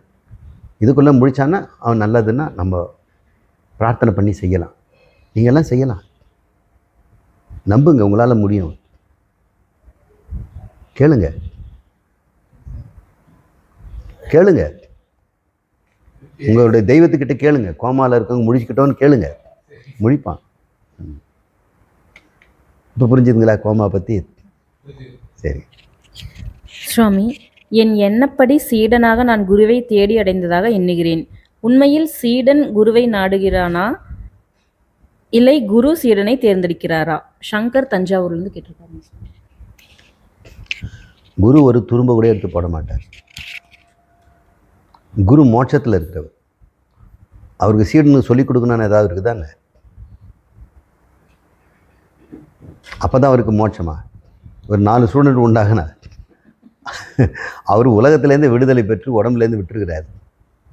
அவர் சீடனை எனக்கு கொடுக்குங்க அனுப்புங்க எல்லாம் யாருக்கிட்டையும் கேட்க மாட்டார். அவருக்கு பிரபகண்டா புகழ், ஒரு குரு மகராஜ் இதெல்லாம் அவருக்கு தேவையே கிடையாது. ஆளை விட்டால் போதுன்னு அவர் இருக்கிறார். புகழே தேவையில்லாமல் உலகமே தேவையில்லாத போனவனுக்கு மாணவர்கள் எதுக்கு? இருந்தாலும் வியாசர் போன்றவங்களும் சங்கரர் போன்றவங்களும் ராமானுஜர் போன்றவங்களும் எண்ணற்ற மாணவர்களுக்கு உபதேசங்களை கொடுத்தாங்க. அதுக்காக அவங்க விளம்பரம் பண்ணி வாங்க வாங்கலாம் கூப்பிட்றது இல்லை, தானாக நடக்குது. தேடுபொருள் இருக்கிறாங்க. இந்த தேடல் மனுஷங்கிட்ட இருக்கணும். தேடுபவன் எப்பவும் கண்டுபிடிச்சிடுவான். ஏன்னா தேடுறவனுக்கு ஓயாமல் தேடு இருந்தால் கிடைக்காம போயிடுமா? இல்லை, நிறைய பேர் தேடுறாங்க. என்ன தேடுறீங்கன்னா எனக்கு தெரியல சாருங்கிறாங்க. எல்லாரும் தேடுறாங்க. அந்த குருக்கிட்ட போகிறாங்க, இந்த குருக்கிட்ட போகிறாங்க. இந்த ஒரு யோகா சொல்லித்தராரு, அங்கே ஒரு யோகா சொல்லித்தராங்க, இங்கே ஒரு மெடிடேஷன் கிளாஸு, இங்கே புத்த மதம் ஏதோ சொல்லித்தராங்க. என்ன தேடுறீங்க அங்கே போய்? தெரியல சார். மன அமைதி தேடுறேன் சார். கோயிலுக்கு போகாமல் யோகா பண்ணாமல் எவ்வளோ பேர் மன அமைதியில் இருக்கிறாங்க? மன அமைதிக்கு இங்கே தான் போய் ஆகணுமான்னு என்ன தேடுறோன்னு தெரியாமலே தேடிகிட்டே இருந்தால் எப்போ கண்டுபிடிப்பீங்க? நீங்கள் சொல்லுமா? என்ன தேடுறன்னு ஒருத்தனுக்கு தெரியல, ஆனால் தேடிட்டு இருக்கான். என்ன கண்டுபிடிப்பான்? எப்போ கண்டுபிடிப்பான்? என்றைக்குமே கண்டுபிடிக்க முடியாது இல்லையா? ஆனால் எந்த ஸ்டூடெண்ட்டு என்ன தேடுறன்னு தெரிஞ்சு முடிவு எடுத்துட்டானோ கட்டாயம் குரு அவர் கண்ணில் படுவான். குரு போய் கூட மாட்டார். அவனுக்கு எப்படியாவது குருவை பற்றி தெரியும். அங்கே இருக்கிற கோவிந்த பாதர் எங்கள் நர்மதாவில் இருக்கிறார், ஓங்காரேஸ்வரத்து நதிக்கரையில் ஒரு வயசான தாத்தா குகையில் உட்காந்துட்ருக்கார், கொல்லி குச்சியா. அவர் மோட்சம் அடைஞ்சார். பரமகுரு கௌடபாதருடைய மாணவன். கௌடபாதருக்கு முன்னாடி சுகமுனிவெல்லாம் இருந்திருக்கிறாங்க. வியாசர் எத்தனை வரிசையில் வர்றவர். அவர் அம்போன்னு அங்கே உட்காந்துட்டு தனியாக இருக்கிறார். இங்கே காலடியில் கிட்டத்தட்ட 3000-4000 கிலோமீட்டர் கீழே இருக்கிற ஒரு கிராமத்தில் இருக்கிற ஒரு பொடியன், 8 வயசு பையன் தேடி போகிறான். குருவை கூப்பிட்டாரு. தேடுறவனுக்கு குரு கிடைப்பார். தேடணும். முதல்ல என்ன தேடணும் தெரிஞ்சு தேடணும். சங்கரன் தேடணும். என்ன தேடணும் தெரியுமா? சங்கரனுக்கு தலை பிச்சுக்கிற மாதிரி இருக்கு. 8 வயசுலேயே அவன் 4 வேதையும் படிச்சிட்டான், வியாக்கரணங்களும் படிச்சிட்டான். ரொம்ப பிரில்லியன்ட் பாய்.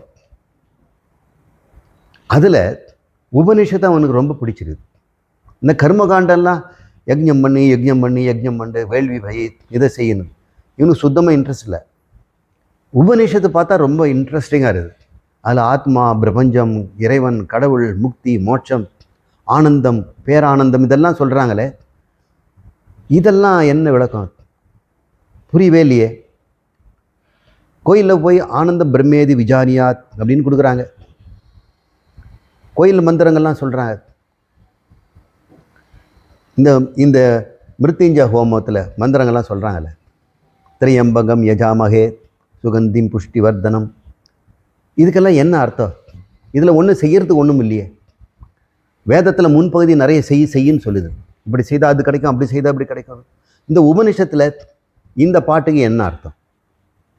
இதில் என்ன செய்ய சொல்லுது? ஒன்றும் செய்ய சொல்லலை. ஊர்வாருகம் இவ, இந்த சொரக்கா மாதிரி இரு, பழுத்தா தானா அதுலேருந்து பிரிஞ்சுக்கும் அப்படின்னு சொல்லிடுது. இது எதை சொல்லுது? தம்பி இதெல்லாம் எங்களுக்கு தெரியாது தங்கம், நீ இந்த மாதிரி கேள்வியெல்லாம் எங்களை கேட்டார், எனக்கு இதுக்கெல்லாம் கேள்வி வேணும். அன்னைக்கு நான் பார்த்தேன் நச்சிகேதன் யமராஜன் நாடகம். ஏன்னா கேரளாவில் அடிக்கடி இந்த தெய்யமோ அல்லது தெய்யம், அதுக்கப்புறம் கதகளி, இதெல்லாம் அங்கே நடக்கும்.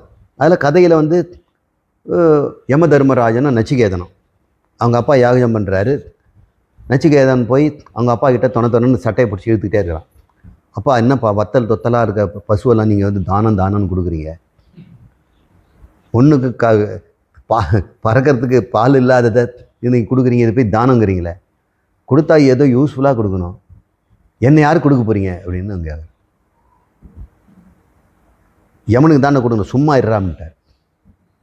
அப்போ நீங்கள் யஜ்ஞம் முடிச்சுட்டு வாக்கு கொடுத்துருக்கீங்க, சும்மா கொடுத்து தான் பரவாயில்ல, இது வேள்வி நடத்திட்டு கொடுத்துருக்குறீங்க, கட்டாயம் நீங்கள் யமனுக்கு அனுப்பியாகணும். டேய் தம்பி நான் தெரியாமல் சொல்லிட்டேன்டா, ஒரு பேச்சில் சொல்லிட்டேன்டா, ஒரு ஃப்ளோவில் சொல்லிட்டேன், போகாதடா. இல்லை, தந்தை சொல்மிக்க மந்திரம் இல்லை, நான் போயாவேன்னு நச்சிகேதன் போயிட்டான். இந்த கதையை தான் அவர் கேட்குறாரு. அது எதுக்காக நச்சிகேதன் அங்கே போகிறான்? யமன் வீட்டில் போய் காத்திருக்கிறான், கூப்பிட்டா தான் போகணும், அவர் தான் பிடிச்சிட்டு போவார். அவன் வீட்டுக்கு போய் நிற்கிறான். அவர் வெளியே டியூட்டிக்கு போயிட்டார். 3 நாள் கழித்து வரார். வீட்டில் இருக்கிற அம்மா சொல்கிறாங்க, பையன் ஒருத்தர் தண்ணி தாகம் இல்லாமல் 3 நாளாக வெளியே உட்காந்துட்டு இருக்கிறான், பிராமண பையன், இப்படி பண்ணிட்டேலே, அவனை கூப்பிடுங்க, அவனுக்கு மன்னிப்பு கேளுங்க. அந்த யமர் தர்மம் அவனை கூட்டிகிட்டு போய் ஊஞ்சலில் உட்கார வச்சு பாதம் கழிச்சு சேவை பண்ணி சாப்பிடலாம் கொடுத்து, தம்பி நான் கூப்பிட்டா தான் நீங்கள் வரணுப்பா, நீங்கள் இங்கே வந்துட்டீங்களேப்பா. இல்லை எங்கள் அப்பா என்னை அனுப்பிச்சிட்டார், நான் உடனடியாக உன்னை அனுப்புகிறேன். நோ நான் போக மாட்டேன், எங்கள் அப்பா அப்புறம் விரதம் செய்தது மோசமாயிடும், 3 வரம் தரேன், அதை வச்சுட்டாவது நீ போயிடுவேன். 3 வரம் கொடுக்குறாரு. அந்த வரத்தில் அவன் கேட்குறது மோட்சத்தை கேட்குறான். அது மட்டும் நல்லா சொல்ல வேண்டாம், 3 வயசு பத்தாதுப்பா, நல்ல பெரியசாக வயசானாதான் இருக்கும், தேவர்கள் மாதிரி அறிவு இருக்கணும், எனக்கு வைராகியம் இருக்குது, விவேகம் இருக்குது, கொடுங்க. இதை அவன் கேட்குறான். சங்கரர் என்ன கேட்டான், நச்சிகேதன் என்ன கேட்டான், அந்த யம தர்மராஜன் என்ன சொன்னார், ட்ராமாவில் அது சொல்ல மாட்டேங்கிறார். யார் சொல்லுவாங்க? அப்புறம் ஒரு இடத்துல துவாசபர்ணா அப்படின்னு ஒரு கதை. ஒரு மரத்திலே 2 பறவைகள், 2ம் சமானம், ஒரே விருட்சத்தில் இருக்குது, 2ம் ஒரே பறவைகள். ஒன்று பழங்களை சாப்பிட்டு கொண்டு புளிக்குது இனிக்குதுன்னு துப்புது மகிழுது, ஆனால் இன்னொன்று வேடிக்கையே பார்த்துட்டு. ஆத்மாவும் அகங்காரமும், ஆத்மா வேடிக்கை பார்க்குது, சாட்சி அபிஷாக சீதி, இதுவே சுவாதி அஸ்து, இது சாப்பிட்டுக்கிட்டு இருக்குது. இந்த அகங்காரம் இங்கே இருந்துட்டு உலகத்தை இன்பத்தெல்லாம் அனுபவிக்குது, ஆத்மா அமைதியாக பார்க்குது அப்படின்னு இந்த கதை சொல்லுது. இதுக்கு என்ன அர்த்தம்? ஆத்மா என்ன தாங்க முடியல இந்த பையன் சொல்கிறது, என்ன பண்ணுறதுங்க? இவன் போகிற இடத்துல இருக்கிற புரோகிதருக்கும் ஐயர் யாரு கேட்டாலும் இந்த கேள்வி கேட்டால் அவங்க என்ன சொல்லுவாங்க? இங்கே பாருப்பா, இந்த சுற்று வட்டாரத்தில் யாருக்குமே நீ கேட்குற கேள்வி பதில் சொல்ல ஆள் இல்லை, தேடல். எங்கேயோ கோவிந்தபாதன் ஒருத்தர் இருக்கிறார் நர்மதையில், அங்கே போனால் கிடைக்கும்னு நினைக்கிறேன், இப்போவே நான் போகிறேன் அப்படின்னு அம்மா கிட்ட துறவு வாங்கிக்கிட்டு முதல்ல கடிக்குதுன்னு சொல்லி போய் சொல்லி, அம்மா நீ பொழைச்சா போதும்னு சொல்லி, எப்படி தான் எனக்கு சாவுக்காவது வந்துட்டு பார்த்துட்டு போடா அப்படின்னு சொன்னேன். நான் கட்டாயம் வரமா நீ பெர்மிஷன் கொடுந்து துறவரம் வாங்கி அத்தனை கிலோமீட்டரில் தனி ஒருதனாக சின்ன குழந்தை நடந்து போகிறான்னா தீவிர தேடல் இருக்குது இல்லை, அவனுக்கு தான் குரு கிடைப்பார். யாரெல்லாம் தேடலையோ அவன் குரு கையிலேயே இருந்தாலும் பயன் கிடையாது. தேடாமல் இந்த யூடியூப்பை நீங்கள் கேட்டிங்கன்னு வைங்க, அது உங்களுக்கு பயன் தராது. தேடும் இந்த பதில் எந்த சுவாமி நிறைய பேசியிருந்தா கூட ஏதாவது யூடியூப்பில் முக்கியமானது இருக்கும், அதையும் தேடி பார்க்கணும். ஏதோ ஒன்று கையில் கிடச்சதை கேட்டுட்டு பார்த்துட்டு போர் அடிக்கிறாரு. மனுஷன் ஏன் துணி போட்டான்னு கேட்டாக்க ஒரு இந்த ஹண்டிங் பற்றி பேசுகிறார் அப்படின்னு விட்டுட்டோம்னா போயிடும். சீடன் தான், அவருடைய தேடல் தான் அந்த விளைவை கொடுக்குது. குருநாதர் யாரும் விளம்பரம் செய்வதில்லை. அப்புறம் சங்கரர் என்ன ஆனார்? அங்கே போய் கோவிந்த பாதர்கிட்ட கேட்ட உடனே தத்துவமசியை விளக்குறார். புரிஞ்சு போச்சு. அவன் ஏற்கனவே பிளான் பண்ணி வச்சிருக்க இப்படி தான் பதில் இருக்கும்னு. அறிவாளி பையன். அவன் சொன்ன உடனே கன்ஃபார்ம் ஆயிடுச்சு. முக்தி அடைஞ்சவரே சொல்லிட்டாரு, அப்போ நான் செய்ததும் இவர் சொல்கிறதும் கரெக்டு தான் அப்படின்னு சரி பண்ணிட்டார். மனனம் பண்ணிட்ட பிறகு அவர் சிரவணம் பண்ணுறார். நாமெல்லாம் சிரவணம் பண்ண பிறகு மனனம் பண்ணுறோம். இவர் மனனம் பண்ணிவிட்டு சிரவணத்தில் அவர் கண்டுபிடிச்சிட்டார். அப்புறம் என்ன பண்ணுறது, வீட்டுக்கு திரும்பி வர முடியாது. குகையில் ஒரு இடத்துல ஓலை கொடையாக கிடக்குது, இருட்டில் கிடக்குது. சுவாமி இதெல்லாம் என்ன மகராஜ் இப்படி இருக்குது? டே அதுதான் பிரம்மசூத்திரம் உபநிஷத்துக்கள்ன்றா, நான் ஏதாவது பண்ணட்டுமா அப்படின்னு. ஏதாவது பண்ணு அப்படின்னோடனே அதில் இருக்க உபநிஷத்துக்கெல்லாம் பாஷ்யம் எழுதுகிறார், கட்டுகளெல்லாம் திறகிறார். அப்புறம் பிரம்மசூத்திரம்னு சொல்கிறாங்களே இதுதானா? ஓ, வியாச பகவானை கும்பிட்டு இதுக்கு நான் விளக்கம் எழுதுகிறேன் அப்படின்னு பிரம்மசூத்திரத்தை எழுப்புறார். அங்கே இருக்கிறவங்களுக்கெல்லாம் வந்து கேட்குறாங்க, இவன் கமண்டலத்தை தொட்டால் நர்மதை யாரு அடங்கிடுச்சு, இது என்ன மகாபுருஷனாக இருப்பான் போல்றது, பிரளயம் வருதுன்னு நினச்சி பயந்துட்டு இருந்து இவன் தொட்டவனே அடங்கிடுச்சு அப்படின்னு ஜனங்கள்லாம் வராங்க. அவர் விளம்பரம்லாம் பண்ணல, பத்மபாதர் வரார், அஸ்தாமலகியர் வரார், அப்புறம் சுரேஸ்வராச்சாரியரை ஜெயிச்சு சுடனாகிறார். இப்படியெல்லாம் மாணவர்கள் தான் குருவை நாடணும். அது உள்ள இருக்கக்கூடிய தேடல். இந்த ஆத்மா யார், நான் யாருங்கிற தேடல் இருந்ததுனால தான் ரமண மகரிஷியை தேடி அத்தனை பேர் கூட்டம் அங்கே போயிட்டுருக்காங்க. ஆனால் ரமண மகரிஷி தான் இல்லை. உயிரோடு இருக்கும்போதே குருவை நம்ம பயன்படுத்திக்கணும். அவர் போன பிறகு அவர் கோயிலுக்குள்ளே போய் அவருடைய சமாதியில் உட்காந்துட்டு தியானம் பண்ணுறது ஒரு பிரயோஜனம் இல்லை. வாழ்கின்ற குருநாதர்கிட்ட அண்டி கேட்டு பெறணும். நீங்கள் கேளுங்க கேளுங்கன்னு தான் குரு கேட்குறாரு, விளம்பரம் பண்ணல. ஆனால் கேட்கவே மாட்டேங்கிறாங்க, எல்லாம் தெரிந்தது போல் இருக்கிறாங்க. அடுத்த கேள்வி கேட்கலாம். சுவாமி நமஸ்காரம். எப்படி நம்ம ஆறாவை டெவலப் பண்ணணும், நெகட்டிவ் எனர்ஜி எப்படி ஹேண்டில் பண்ணணும், வைராகியம் அணுவளவும் குறையாமல் இருக்க என்ன செய்யணும் சுவாமி? ஹேமலதா பெங்களூர்லேருந்து கேட்டிருக்காங்க சுவாமி. நிறைய கேள்வி இருக்குது. ஆறாவை எப்படி வளர்க்குறது, டெவலப் பண்ணுறது, நெகட்டிவ் எனர்ஜி எப்படி ஹேண்டில் பண்ணுறது, வைராகிய குறையாமல் எப்படி பார்த்துக்கிறது கேட்டிருக்காங்க சுவாமி. இது ஒரு கேள்வி இல்லையே. முதல்ல ஆறா என்ன?